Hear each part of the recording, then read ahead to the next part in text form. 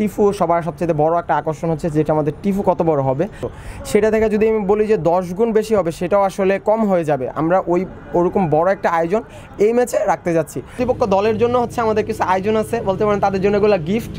বাংলাদেশ সিঙ্গাপুরের ম্যাচের হচ্ছে পরিকল্পনা আমাদের হচ্ছে এই ম্যাচকে শুধু এখন থেকে না, আরও আগে থেকে ছিল কবে এই মাঠে ফুটবল ফিরবে, তো সেই অপেক্ষা হচ্ছে আমরা ছিলাম। সেই জায়গাতে হচ্ছে হামজা সমিতদের বাংলাদেশের হয়ে খেলা, তার মধ্যে হচ্ছে আবার এশিয়ান কাপের গুরুত্বপূর্ণ ম্যাচ, যেই ম্যাচটা হচ্ছে এশিয়ান কাপে আমরা শুধুমাত্র একবারই হচ্ছে এশিয়ান কাপে কোয়ালিফাইড করি। সেটা আসলে বহুকাল আগে যে আমরা ওই ফুটবলের ম্যাচ আমরা দেখার সুযোগ হয় নাই, তো সেই জায়গা থেকে হচ্ছে আমাদের বড় একটা স্বপ্নই ছিল এশিয়ান কাপে জায়গা করে নেওয়ার। হচ্ছে এই ম্যাচের হার জিতের উপর হচ্ছে নির্ভর করতেছে, তো সেই জায়গাতে হচ্ছে আমাদের দর্শকদের থেকে একটা আলাদা দায়িত্ব থাকে। যেরকম আমরা নিজেদেরকে দাবি করি দলের আমরা 12তম সদস্য, সেই জায়গা থেকে হচ্ছে আমাদের একটা আলাদা দায়িত্ব থাকে যে আসলে দলের জন্য কীভাবে সুবিধা আদায় করে দেওয়া যায়।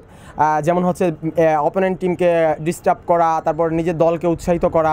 সেই জন্য দেখা যায় দর্শকদের থেকে, বিশেষ করে যে সমর্থক গোষ্ঠী থাকে সেগুলো থেকে আলাদা কিছু পরিকল্পনা বা আয়োজন থাকে। তো আমাদের সেই ধারাবাহিকতায় আমরা আগের ম্যাচগুলোতে যেই পরিমাণ আমরা বাজেট রাখতাম এবং আমাদের আয়োজন থাকতো, সেটা থেকে যদি আমি বলি যে 10 গুণ বেশি হবে সেটাও আসলে কম হয়ে যাবে। আমরা ওরকম বড় একটা আয়োজন এই ম্যাচে রাখতে যাচ্ছি। সেটা যদি বলেন আমাদের টিমকে কখনোই হয়তো আপনি দেখবেন না যে ওয়েলকাম জানানো হয়েছে, হয়তো কয়েকজন হাতে ইশারা দেওয়া হয়, বাট এইটাকে আসলে ওয়েলকাম বলা হয় না, রাজকীয় ওয়েলকাম। যেটা হচ্ছে আপনার রিয়াল মাদ্রিদে দেখবেন যে টিম বাস যখন হচ্ছে মাঠে এন্ট্রি নেয়, প্রবেশ করে, তখন হচ্ছে একটা রাজকীয় ওয়েলকাম দেওয়া হয়। তো আলট্রাস এবার হচ্ছে ওইরকম বড় একটা আয়োজন রাখতেছে যেখানে দলকে রাজকীয় একটা ওয়েলকাম জানানো হবে। এবং হচ্ছে আমরা তো সবসময় দল হার জিত যাই হোক না কেন দলকে হচ্ছে বিদায় দিয়ে তারপর হচ্ছে আমরা বাসায় ফিরি। তো বাহিরের আমাদের আয়োজন মাঠে ঢুকার প্রবেশের সময় এক বড় একটা আয়োজন থাকতেছে এবং বাহিরের সময় একটা আয়োজন থাকতেছে এবং মাঠের ভিতরে হচ্ছে তো সবচাইতে বড় যেটা আকর্ষণ টিফু, যেটা আসলে বাংলাদেশের ইতিহাসে টিফুই হয় না, আর টিফু যা করছে সেগুলো সবই আলট্রাস করছে। তো সেই জায়গা থেকে হচ্ছে এত বড় টিফু করার পরিকল্পনা করা হইতেছে যেটা বাংলাদেশের ইতিহাসে হয় নাই। এবং যদি হচ্ছে এশিয়ান লেভেলে তুলনা করা হয় যে আসলে এশিয়ান যে টপ টিফুগুলা, যে বড় বড় যে টিফুগুলো হয়েছে, ওই তুলনা করার মতো হচ্ছে টিফু প্লাস হচ্ছে আরও যে হচ্ছে আকর্ষণীয় কিছু আমাদের অ্যাক্টিভিটি থাকবে যেগুলো আসলে বাংলাদেশের ইতিহাসে আগে কখনো হয় নাই। তো আলট্রাস ওই পরিকল্পনা নিয়ে হচ্ছে আগাচ্ছে। আশা করতেছি দলের জন্য হচ্ছে আমরা যে দাবি করি যে আমরা দলের 12তম সদস্য, দলের সদস্য মানে হচ্ছে দলের জয়ে হচ্ছে অবদান রাখবে। তো আলট্রাস ওই জয়ের অবদান রাখবে। আশা করতেছি ভালো একটা ফলাফল আলট্রাস এবং হচ্ছে দুই দলের হচ্ছে চেষ্টা ভালো একটা ফলাফল বাংলাদেশকে উপহার দিবে। এটা আসলে একজন ফুটবল ফ্যান বা ফুটবল ফ্যানদের কথা যদি বলেন, আসলে তাদের মনে হচ্ছে যে ঈদ প্রত্যেকটা দিনই হচ্ছে তাদের এখন ঈদের মতো যাচ্ছে। কারণ আমরা কখনো কল্পনা বা এটা আসলে স্বপ্ন ছিল যে আমাদের ফুটবল আসলে এরকম ফিরবে যে আসলে আমরা আমরা জয় পাবো এবং আমরা এশিয়ান কাপে খেলবো এবং বিশ্বকাপে আমরা হচ্ছে আমাদের আসলে হারটা বড় বিষয় না, আমাদের মনে আশা নেওয়া বা স্বপ্ন দেখাটা হচ্ছে, আমরা এই স্বপ্ন দেখাটাই হচ্ছে সুযোগ বা সম্ভব হচ্ছিল না। এর জন্য হচ্ছে সবচেয়ে বড় ধন্যবাদ হচ্ছে হামজা চৌধুরী পাওয়ার যোগ্য, হামজা চৌধুরী, তারপর সমিত ফাহমিদুল, এরা আসলে একটা ধন্যবাদ পাওয়ার যোগ্য। সবচেয়ে বড় ধন্যবাদ আসলে হামজা চৌধুরী পাবে। হামজা চৌধুরী দিয়ে আসলে এত বড় মনের মানুষ হিসাবে প্রমাণ না করতো তাহলে হয়তো আমরা এত বড় স্বপ্ন দেখতাম না। এখানে হচ্ছে হামজা চৌধুরীর অবদানটা একটু বেশি। আর হচ্ছে যদি বলি আমরা আগে এখানে আবার 24-এর যে আমাদের জুলাই বা অভ্যুত্থান যেটাকে আমরা বলি, বা 24 আমরা বলি যে স্বাধীনতা 2, এটারও আসলে একটা অবদান আছে। আমরা আগের যে ফেডারেশন ছিল তাদের কাছে আমাদের ন্যূনতম আশা ছিল না, কোনো ধরনের যে আমরা একটু আশা বাঁধবো বা স্বপ্ন দেখবো, ওই জিনিসটা আমাদের মধ্যে একদমই ছিল না।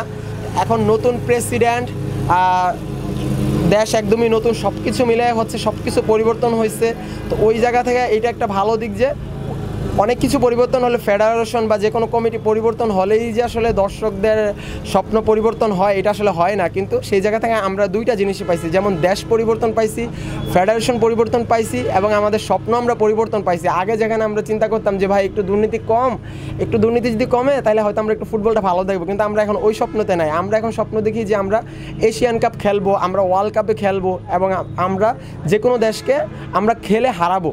তো আমরা হচ্ছে এটা দেখতেছি। তো সব কিছু মিলে হচ্ছে ফুটবলের এই চেঞ্জ, এই পরিবর্তন আমার মনে হচ্ছে মানে ফুটবলের হচ্ছে একটা বিপ্লব বলেন বা ফুটবলের নতুন স্বাধীনতা। তবে সবচেয়ে গুরুত্বপূর্ণ হচ্ছে স্বাধীনতা হচ্ছে অর্জন করা যতটা কঠিন, তার চাইতে রক্ষা করাটা হচ্ছে আরও বড় কঠিন। তো সেই জায়গাতে হচ্ছে আমরা যেটা পাইছি সেটা আমাদের ধরে রাখতে হবে, না হলে ফুটবল হয়তো এই যে জিনিসটা ফুটবল একবার পাইছে এটা না ধরে রাখতে পারলে আর কখনোই ফুটবল মানে আমরা এরকম একটা অবস্থা দেখতে পাবো না। হ্যাঁ, আমরা হচ্ছে হামজা চৌধুরীকে বরণ করার জন্য হচ্ছে আমরা সিলেটে গেছি, যেহেতু সিলেটটা আমরা সবাই একটু ঢাকা কেন্দ্রিক বা সারা বাংলাদেশে বিভিন্ন জায়গাতে হচ্ছে আমাদের সমর্থকরা আছে।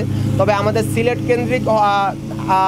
কেন্দ্রিক হতে আমাদের যারা সিলেটে ছিল তারাই গেছে এবং ঢাকা থেকে আমাদের ঢাকা বা আশেপাশে যাদের সম্ভব ছিল, যেহেতু আমাদের কর্ম বা বিভিন্ন ক্ষেত্র বিষয়ে আমরা চাইলে অনেক সময় পারি না। তো আমাদের সিলেটেও আমরা একটা হামজা চৌধুরীকে ভালোভাবে বরণ করার একটা আয়োজন করছি। তো সেই জায়গাতে হচ্ছে আমরা ফাহমিদুল, সমিত সোম এদের যে দেশে আসা বা আমরা এয়ারপোর্টে এদেরকেও বরণ করব। সবসময় যে কোনো প্লেয়ার যখন বাংলাদেশে আসবে তাকে সবসময় আমরা বরণ করে নিই। তো সেই জায়গাতে হচ্ছে যেমন হামজা চৌধুরীকে বরণ করে নিচ্ছি, ফাহমিদুলকে আমাদের বরণের আয়োজন থাকবে এবং সমিত সোমকেও বরণ করার একটা আয়োজন থাকবে।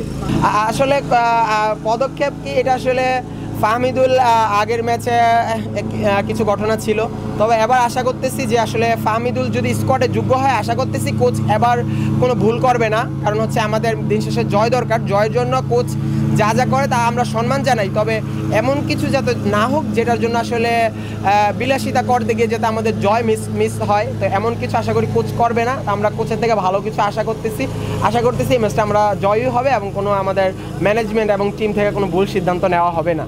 আমাদের আসলে আয়োজন অনেকগুলো, আমাদের যত আয়োজন দেখতেছেন হয়তো কিছু আয়োজন আছে আমরা সৌন্দর্যের জন্য করব, কিছু আয়োজন থাকবে আমাদের হচ্ছে আমাদের দলকে উৎসাহিত করার জন্য, যেমন রাজুকে ওয়েলকাম স্বাগতম জানানো, সেরকমই হচ্ছে আমাদের প্রতিপক্ষ দলের জন্য হচ্ছে আমাদের কিছু আয়োজন আছে, বলতে পারেন তাদের জন্য এগুলো গিফট। তো সেগুলো আসলে এখন বলা যাবে না, কারণ নর্মালি কিন্তু এগুলো থাকবে, এগুলো বলতে পারেন যে সারপ্রাইজ গিফট, বাংলাদেশের জন্য সারপ্রাইজ এবং হচ্ছে অপোনেন্ট টিমের জন্য গিফট, কিন্তু কারোর জন্য ক্ষতি আর কারোর জন্য লাভ। হ্যাঁ, আমাদের এরকম কিছু পরিকল্পনা আছে, আমরা মানে ঘোরা বা হচ্ছে এরকম কিছু পরিকল্পনা আছে যেটার জন্য হয়তো এখানে নিরাপত্তারও সবচাইতে বড় ইস্যু। তো আমরা এর জন্য হচ্ছে আমরা ডিএমপির সাথে আলোচনা করতেছি, ডিএমপি কমিশনের সাথে, মানে বিষয়টা হচ্ছে যদি এটা নিশ্চিত না হয় হয়তো না হলে করাও যাবে না। তো নিরাপত্তা ইস্যুটা আছে। তো আমরা প্রথমে হচ্ছে ডিএমপি কমিশনার সাথে এই বিষয় নিয়ে আমরা বসার পরে হচ্ছে আসলে ওই গ্রিন সিগন্যাল পাইলেই হচ্ছে আমরা বাকি কাজে আগাবো। ওই গ্রিন সিগন্যালের জন্যই মূলত ওয়েট করতেছি। আশা করতেছি আমরা যেটা চাচ্ছি সর্বোচ্চ যে আয়োজনটা, ওই আয়োজনের জন্য আসলে প্রশাসনের সহযোগিতা ছাড়া আসলে আমাদের হবে না। তো যার কারণে আমরা ওই প্রশাসনের গ্রিন সিগন্যালের উপরে হচ্ছে আর কি নির্ভর করতেছে। ওই গ্রিন সিগন্যাল পাইলে আমরা হচ্ছে আমাদের সমর্থকদেরকেও আসলে এইটার সুখবরটা হয়তো দিতে পারবো আর কি।